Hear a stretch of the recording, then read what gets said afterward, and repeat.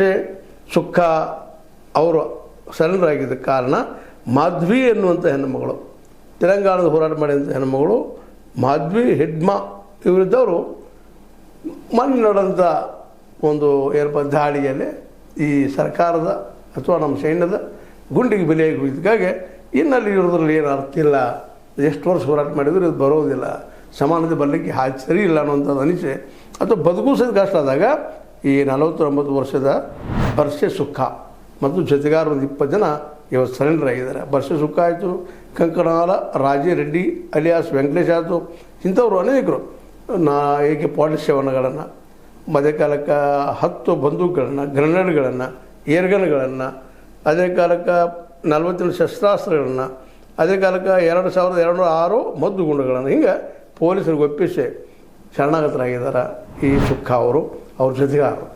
ಇವೆಲ್ಲನೂ ನಾವು ಗಮನಿಸಿದಾಗ ಇದ್ದಂಥ ಇನ್ನೂ ಕಾಡಿನಿಂದ ಜನರು ನಮ್ಮ ವಿಶೇಷವಾಗಿ ಹೋರಾಟ ಮಾಡಿದಲ್ಲಿ ತಪ್ಪಿಲ್ಲ. ಯಾಕಂದರೆ ಕಾಡು ತಮ್ಮ ಖನಿಜಗಳನ್ನು ಉಳಿಸೋ ಸಲುವಾಗಿ ಆದಿವಾಸಿಗಳು ಇವರು ಏನಪ್ಪ ಅಂದ್ರೆ ಇಲ್ಲ ಬಂಧುಗಳಿಂದ ಸಾಧ್ಯತೆ ಸರ್ಕಾರ ಬಗ್ಗುವುದಿಲ್ಲ, ಇಲೆಕ್ಷನ್ಸ್ನಲ್ಲಿ ಆಯ್ಕೆಯಾಗಿ ಬಂದರೂ ಅವರು ಕಳ್ಳರಾಗ್ತಾರೆ ಅನ್ನೋಂಥ ಮನೋಭಾವವನ್ನು ಬಿಂಬಿಸ್ತಾಯಿದ್ರು.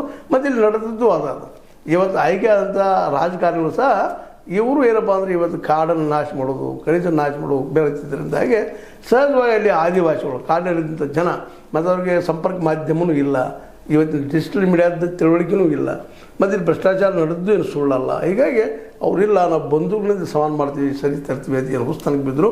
ಅದ್ರ ಪ್ರತಿಫಲ ಇವತ್ತು ಶೂನ್ಯ ಅಂತ ಗೊತ್ತಾಗ್ಯದ, ಜೀವ ಕಳ್ಕೊಳ್ಳೋದಾಗ್ತದೆ ಅಂತ ತಿಳ್ಕೊಂಡು ಭಾಳಷ್ಟು ಜನ ಇವತ್ತು ಸರೆಂಡರ್ ಆಗ್ತಾ ಇದ್ದಾರೆ. ಮಹಾರಾಷ್ಟ್ರದಲ್ಲಿ ಆಗಿರ್ಬೋದು, ಛತ್ತೀಸ್ಗಢದಲ್ಲಿ ಆಗಿರ್ಬೋದು, ಅಥವಾ ತೆಲಂಗಾಣದಲ್ಲಿ ಆಗಿರ್ಬೋದು, ಆಂಧ್ರದಲ್ಲಿ ಆಗಿರ್ಬೋದು, ಅಥವಾ ಕರ್ನಾಟಕದಲ್ಲಿ ಅಂತೂ ಇಲ್ದಂಗೆ ಆಗೋಗ್ಬಿಟ್ಟಿದ್ದಾರೆ ಮೊನ್ನೆ ನಡೆದಂಥ ಒಂದೆಲ್ಲ. ಇವೆಲ್ಲ ದೃಶ್ಯಗಳು ಹೇಳೋದು ಅದರಲ್ಲೂ ಮುಖ್ಯವಾಗಿ ಬರ್ಷೆ ಸುಖ ಅವರು ಶರಣಾಗಿದ್ದು, ಅವ್ರ ಜೊತೆಗಾರ ಶರಣಾಗಿದ್ದು ದೊಡ್ಡ ಸಾಧನೆ ಅಂತ ಹೇಳ್ಬೇಕಾಗಿ